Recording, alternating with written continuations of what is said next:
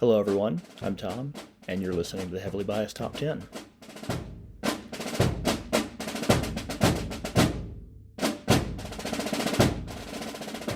This episode is going to cover the first two rounds of the playoffs and the bowl progress for the 2024 season.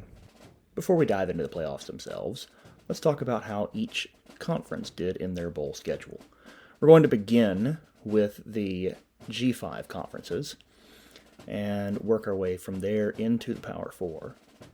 First off, in G5, we have the American Athletic Conference. In 8 games, they went 6-2. They had a 4-4 split between G5 and Power 4, going 3-1 against both.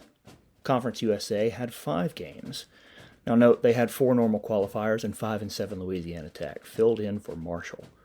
In the 5 games, they went 2-3. All 5 were split on the G5. The MAC had 7 games, going 5-2, with a 6-1 split between G5 and Power 4. The MAC went 3-2 against G5, and Toledo over Pitt was the lone win for the MAC against Power 4 conferences. The Mountain West did have a playoff contender and 5 games with a 3-2 split.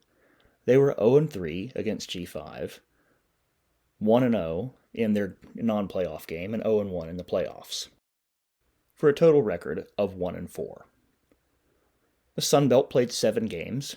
Notice that this would be 8, except that Marshall backed out of a bowl game with lack of scholarship athletes. In those 7 games, they went 4-3. It was a 6-1 split, with 4-2 against G5 and 0-1 against Power 4. Moving on through the Power 4 conferences, let's start off with the ACC. The ACC played 11 games plus 2 playoff games, playoff record of 0-2, and an overall record of 2-11. They played 3 ranked games and were 0-3. The biggest win for the conference was Syracuse by a score of 52-35 over Washington State, and the biggest loss for the conference was SMU by 28 to Penn State. By conference, the ACC went 0-1 against the Big 12, 1-3 against the Big 10, 0-3 against the SEC, 0-1 against the American Conference, 0-1 against the MAC, 0-1 against the Mountain West, and 1-1 against teams that were from the Pac-12 or independent. The Big 12 played 7 games with 9 total teams and had 1 team with a second-round bye. They were 0-1 in the playoffs, with an overall record of 4-5, 3-4 if you only count external games. They played 3 ranked games, including the internal matchup between BYU and Colorado. Their ranked record in external games was 1-1. The biggest win was by TCU, who won by 31 over Louisiana. The biggest loss was Texas Tech to Arkansas by 13. By conference, the Big 12 went 1-0 against the ACC. They went 1-1 internally, 1-0 against the Big 10, 0-3 against the SEC, 0-1 against the American, and 1-0 against the Sun Belt. For the Big 10, 8 games outside of the playoffs, and 5 playoff games so far. 4 teams in, 1 bye, 1 internal game, and 5 games with 2 semifinals left to play. They have a 4-2 playoff record, with the top remaining teams Ohio State and Penn State. In ranked games, there are 4 total, plus 2 in the second round. The ranked record is 5-3, again noting that there's a 1-1 record in the internal game. 2 playoff teams remain with Penn State and Ohio State. The biggest win so far was Penn State by 28 over SMU, and the biggest loss was Indiana by 10 to Notre Dame. By conference, the Big 10 is 3-1 against the ACC, 0-1 against the Big 12, 1-1 internally, 4-1 against the SEC, 1-0 against the Mountain West, and 0-1 against independents. The SEC played 10 games plus 4 playoffs and 1 playoff team remaining. They went 5-5 over those 10 games. In 4 playoff games so far, the conference sits at 2-2. The top remaining team is Texas. In ranked games, so far, they are 2-3. The biggest win for the conference was Florida by 25 over Tulane, and the biggest loss for the conference was Tennessee by 25 to Ohio State. By conference, the SEC went 3-0 against the ACC, 3-0 against the Big 12, total of 1-4 against the Big 10, 1-1 against the American, and 0-1 against independents. In a future episode, we will discuss a little bit of the impact of bowl games and where they sit right now in the greater picture of college football, because it really isn't the same now that we have a larger playoff field. A lot has happened since we last talked. We took a little bit of a break for the holidays and had some time to watch the first 2 rounds of the playoffs as well as the remainder of the bowl season. We're going to look at what has happened through the playoffs thus far and give some capsules for the remaining games. We'll preserve the discussion of the success and failures of the playoff system and potential changes for a future episode, but for now, let's dive into where we are. All 4 of the teams that will conclude the 2024 college football season are teams that hosted opening weekend games. Every single one of them won at home, and every one of them beat a team off of a bye, meaning that there are no conference champions left in the field, and we've got ranks 3, 4, 5, and 6 left alive competing for the title. So in some way, we've already seen a success for the system, as 2 of these teams would not have competed last year. First round games are an easy discussion, as all 4 teams cruised to wins at home. Indiana put up 14 points after the game was well decided, and we have our closest result with Notre Dame winning by only 10. But the numbers tell us just how far that game was from close. If we put aside the 126 yards on the final 2 drives in the last 5 minutes, Notre Dame held Indiana to only 152 yards and 3 points for the remainder of the game, and dominated time of possession 35-20. Penn State dispatched SMU with such apparent ease that I turned away to not give my entire day to watching. I was interested in what would become the best matchup of the day, and the only time where a road team took the lead, so I came back around for Texas versus Clemson. What became quickly obvious was that Texas was able to land big explosive plays, and Clemson had no real answers. The final game was probably the most anticipated, but was also the most one-sided. In an off-season episode, we will discuss some things about strength of schedule and strength of record. But I've said in previous discussions about this postseason that Tennessee's record had the same problems that I saw in other teams with questionable logic for making the playoff field. Ohio State showed them every bit of that gap.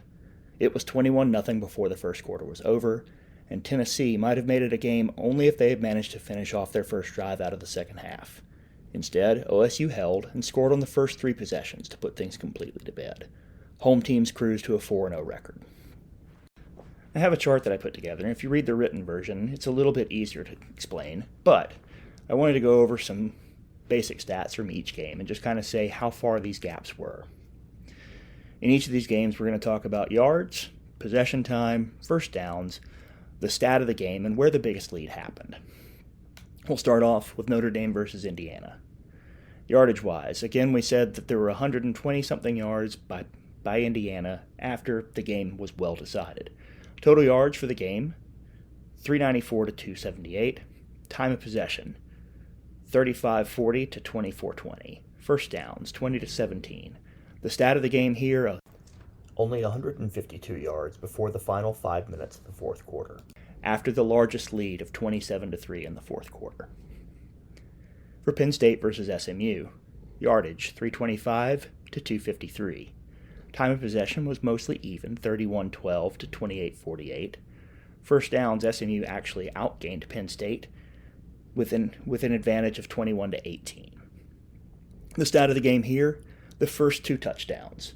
Interceptions, return to touchdown, put this game away before there was even an opportunity to start playing. The largest lead of the game came in the fourth quarter at 38-3. Texas versus Clemson.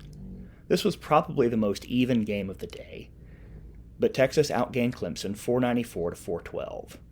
Had a 32-57 to 27-03 time of possession advantage, a 26-21 first down advantage. But here's the telling stat of the game. In rushing yards, Texas, 292 to Clemson, 76. The largest lead of the game came in the third quarter, with Texas up 31-10. Ohio State versus Tennessee. Here again, huge yardage advantage, 473 to 256. Time of possession was dominated by Ohio State, 32-50 to 27-10. Ohio State put up 24 first downs to Tennessee's 17.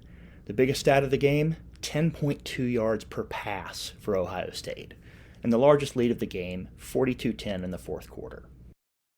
The second round saw the teams that were on byes go 0-4 as the first round winners moved to 2-0 in the playoffs. And once again, the games were mostly not particularly close. The system of rewarding champions with byes is probably among the first ideas in the discussion for change when that topic is addressed following the 2025 season. When I researched these matchups for a second round, I was unsurprised to see that Ashton Jeanty was responsible for over 40% of Boise State's offensive production for the season, and Penn State took that away from them and got exactly the result we expected. Big numbers for their quarterback, but with a turnover every dozen passes. Yes, Boise State got this to a 3-point game in the second half, but they didn't hold the following drive and never took a lead. 30 carries for Jeanty also included his only lost fumble of the season, along with being held to half of his season average per touch. Boise played a pair of big-time opponents this season. They showed well for a G5, but at the end of it, they were outclassed in both opportunities. Texas faced a similar split of the offense with Scadaboo at Arizona State, and this game provided the most watchable game of the playoffs so far. Arizona State looked dead in the water at the end of the first half, partly because field goals were nothing short of an adventure for the Sun Devils all season. The biggest weapon was stopped on fourth down in normal field goal range. The second drive stalled on downs in the longer range of most college football playoff teams, and a blocked field goal are all times that Arizona State left points on the field. The third time that Arizona State ended a drive on downs, they did so at the Texas 2-yard line and earned themselves a safety that sparked their comeback. Overall, they outpossessed, outgained, and mostly outplayed the Longhorns, but Ewers delivered in the biggest moments, and the Texas defense delivered an overtime stop. Ohio State absolutely hammered Oregon. This game was out of reach before Oregon got anything going on offense, and at that point it was 34-0. Even with Ohio State in the semifinals, I don't consider Ryan Day's job safe because they were 0-2 on the season goals. They did not beat Michigan. They did not win the Big Ten. The third goal for them being the national championship. They need 2 more wins to make it a 1-2 season. They're by far the most talented team in the field, and I would say in their first 22 to 28 players, they are easily the match for everybody else here. If they're efficient and they are on, they are definitely the team to beat going forward. As far as Notre Dame and Georgia, I wouldn't wish the position that Georgia was in on anyone. To their credit, the Bulldogs did everything that they could on defense that you would ask of them. Notre Dame was held to under 250 scrimmage yards, scored just 9 points when they had to drive the ball, and Georgia bottled up an explosive backfield all night. The quarterback play from Gunnar Stockton was good enough, but missing the pass rush at the end of the first half and creating a short field for the only offensive touchdown by Notre Dame changed the game. The receivers have been a problem for Georgia all season, and this game was not any better. A couple of big key drops cost them major plays downfield. Let's give the Irish here credit where it's due. They took advantage of their opportunities for big plays at the big moments. They were aggressive with their pass rush, and they created that short field. They set themselves up well for the kickoff return that really broke things open. They forced a fumble from ETN in the red zone that snuffed out Georgia's longest drive of the game. It's not just that Georgia didn't do things in the moment, it's that Notre Dame did. Here's where that leaves us for the semifinals. Ohio State versus Texas in the Cotton Bowl. When these two are playing at their peaks, they are the two most complete, most explosive, and best all-around teams remaining in the field. However, in this one, Texas is going to have to find a way to weather the storm. Ohio State has been on the front foot in both games so far, and have put them out of reach long before there was an opportunity for either of their opponents to really make a dent in the game. Both these rosters are loaded with talent, and this one has the potential to be a fun game if Texas can hang in there. At this point in the playoffs, we really consider only where the teams are at the moment, and Texas is the team that has been pushed and tested so far in these last weeks, while Ohio State has looked like the team that, on paper, we expected them to be. Penn State versus Notre Dame. Here's the thing. When I wrote Penn State in as a safe spot in the playoffs nearly 2 months ago, I was disturbed that they really had not played a schedule that merited the reward they seemed to line up for. Then the playoff field developed, and a playoff path for each team came together, and I wondered why Penn State got so much handed to them. On my list of gripes with their schedule, Penn State was only slightly better than Indiana, and I had real trouble with SMU getting in on the strength of a close loss. Well, there's the first-round opponent. The non-champion of the ACC, a conference that went 2-11 in bowl season, Silver Platter number 1. in the second round, a team with a 40-plus percentage lean on the running back for offensive production. For whatever knock I might have on their schedule, the Nittany Lions can stop the run. That's silver platter number 2. I won't go as far as to say that they've got a bye into the semis, but they sure got 2 nice tune-ups. Notre Dame was hardly tested in their home game, and they came away with a good confidence boost over Georgia. Even though they have some work to do on offense, as another sub-250-yard game is not going to cut it, they should have the tools to hang with Penn State. I expect that the Orange Bowl might be a good game to watch for its drama, if not for its offense. I do have one last little bit of beef here. Why in the world are these games on Thursday and Friday to dodge the NFL playoffs? NFL games got jammed into bowl season on Saturdays and during playoff dates. I don't understand giving them priority days and to work around their schedule if they're not going to work on yours. It's going to be a great weekend for football as both the NFL playoffs start and the college football playoffs play their semifinals. I hope you enjoy it as much as you've enjoyed my dog snoring in the background. Thank you so much for listening, and until next time, if you've enjoyed the show, please share, like, subscribe, comment, or leave a review. It really is the best way to grow the podcast, and I'll even mention you on the show. We'll see you next time.